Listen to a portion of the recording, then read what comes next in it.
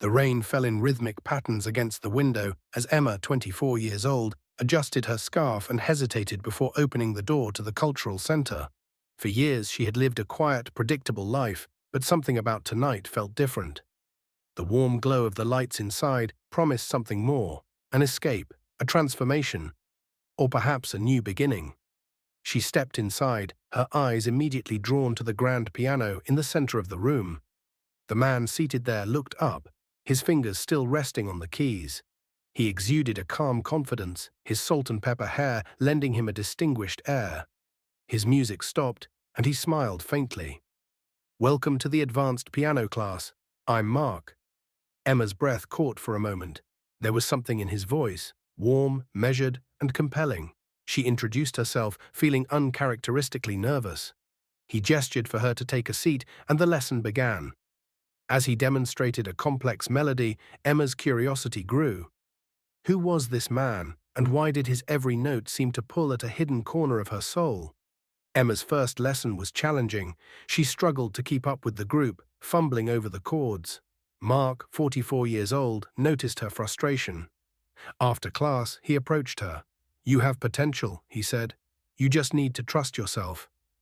His encouragement was unexpected, and it made her chest tighten. She nodded, determined to prove herself. Over the next few weeks, Emma practiced tirelessly, and Mark's compliments became her motivation.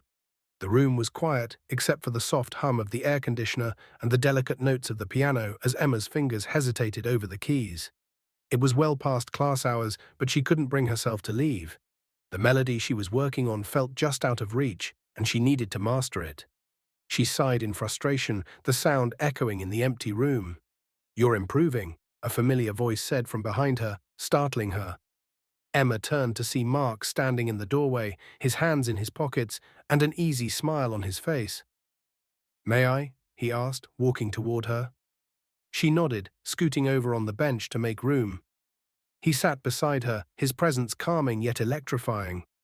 His hands moved over the keys, demonstrating the part she struggled with. "It's about feeling the rhythm," he said.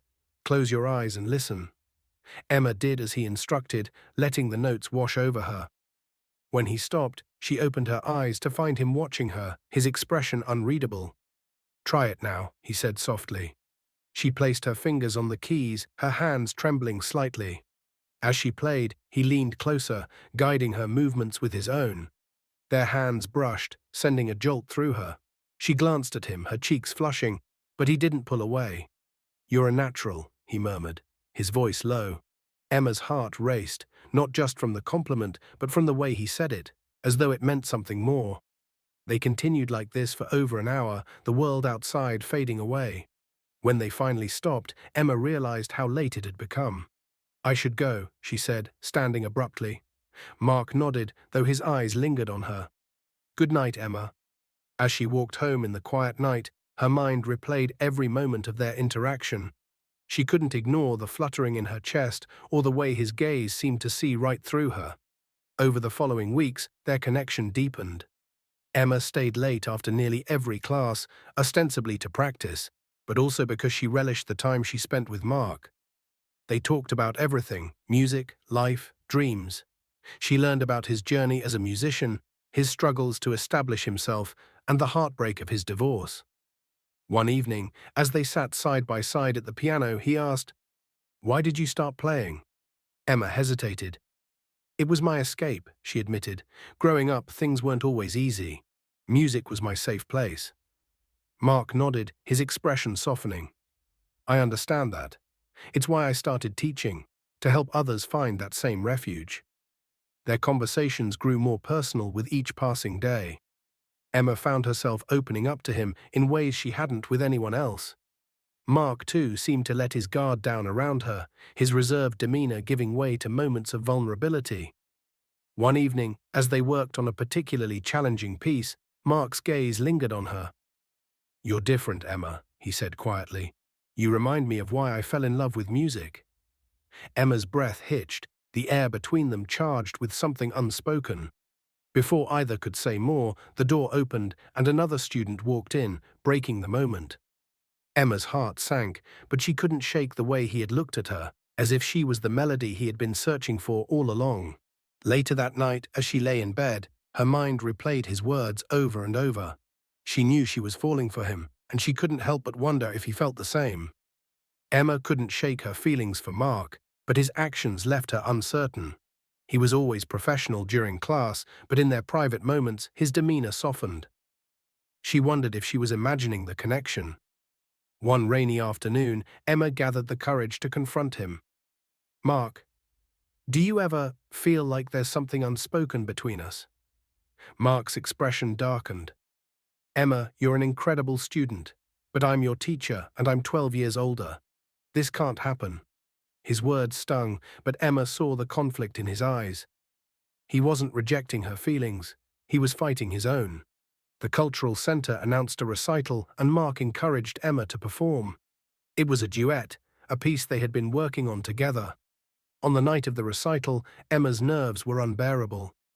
As they played, the world seemed to fade away. Their harmony was flawless, their connection palpable. When the final note rang out, the audience erupted in applause. Mark turned to her, his eyes filled with pride and something deeper. After the recital, Mark found Emma alone in the practice room. "You were amazing tonight," he said softly. "Mark, I can't keep pretending I don't feel this," Emma blurted. "Do you?" He hesitated, then stepped closer. "I do. But it's complicated. I've been your teacher and I don't want to jeopardize your growth or my integrity." Tears welled in Emma's eyes. "I don't care about the rules, I care about you." Mark cupped her face, his thumb brushing her cheek. "Emma," he whispered before pressing his lips to hers. The kiss was tender but filled with the passion they had both suppressed. Mark decided to step down as Emma's teacher to avoid any ethical dilemmas. They began seeing each other openly, their shared love of music deepening their bond. Though their relationship faced challenges, judgment from others, their age difference, and their own insecurities, they found solace in each other. Music remained their sanctuary, a reminder of the connection that had brought them together. Under the glow of a street lamp one evening, Mark played a melody he had written for Emma. "You've changed my life," he said, "and this is our song." As the music swirled around them, Emma knew she had found not only her voice, but also her heart's true harmony.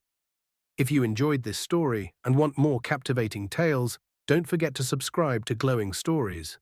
Mark decided to step down as Emma's teacher to avoid any ethical dilemmas. They began seeing each other openly, their shared love of music deepening their bond. Though their relationship faced challenges, judgment from others, their age difference, and their own insecurities, they found solace in each other. Music remained their sanctuary, a reminder of the connection that had brought them together. Under the glow of a street lamp one evening, Mark played a melody he had written for Emma. "You've changed my life," he said, "and this is our song." As the music swirled around them, Emma knew she had found not only her voice, but also her heart's true harmony.